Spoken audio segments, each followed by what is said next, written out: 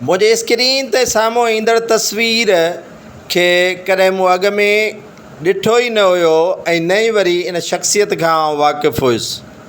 छो कूड़ ॻाल्हायां, इन शख़्सियत जो तारुफ़ जॾहिं दोस्त लिखी मोकिलियो ऐं उन शख़्सियत ते ॻाल्हाइण लाइ चयो त यकीन कयो त मुंहिंजूं अखियूं ॻोड़नि सां भरिजी आयूं त हेॾी वॾी महान हस्तीअ खां आउं वाक़ुफ़ु न आहियां ऐं न ई वरी हितां जी रियासत हिन महान शख़्सियत खां वाक़ुफ़ु आहे।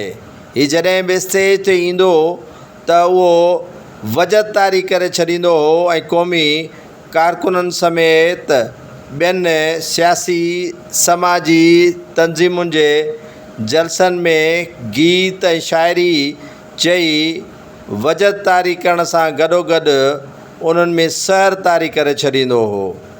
हीउ उहो शाइर ऐं फ़नकार आहे जंहिं हमेशह हिन सिंध धरतीअ जी ख़िदमत कई आहे। हिन खे गदा ख़ासकेली चवंदा आहिनि, जंहिंजो तालुक़ु ज़िले नौशहर और फ़िरोज़ सिंध सां आहे। गदा ख़ासकेली अॼुकल्ह बीमारीअ जे बिस्तर ते पियल आहे। कल्ह जॾहिं जिना अस्पताल कराची, जिथे सभिनी जो इलाजु फ्रीअ में करण जी दावेदार आहे, पर हिन क़ौमी शाइर ऐं क़ौमी फ़नकार जी तबियत नासाज़ हुजण करे खेसि कंहिं बि वार्ड में दाख़िल न कयो वियो। हिन क़ौमी शाइर ऐं फ़नकार गदा ख़ासकेली स्ट्रेचर ते तड़पंदो रहियो, पर अफ़सोस जो मक़ाम आहे त सक़ाफ़त खाते हिन क़ौमी फ़नकार जी परघोर लहण बि गवारा न कई।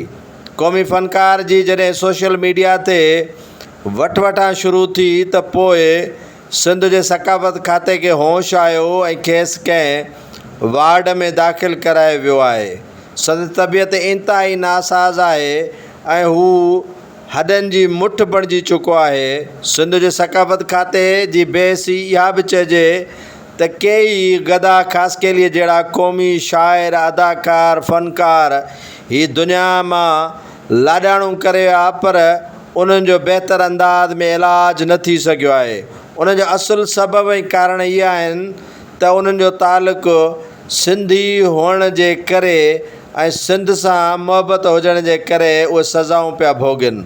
अगरि हिन जो तालुक़ु ख़ैबर पख़्तूनख्वा, बलोचिस्तान या पंजाब जे कंहिं फैसलाबाद, लाहौर या रावलपिंडी डिवीज़न सां हुजे हा त शायदि उनखे किरोड़नि जी चेक बि मिली वञे हा ऐं संदनि इलाजु बि कंहिं निजी सुठी अस्पताल में करायो वञे हा। पर अफ़सोस गदा ख़ासकेली बेयारो मददगार आहे।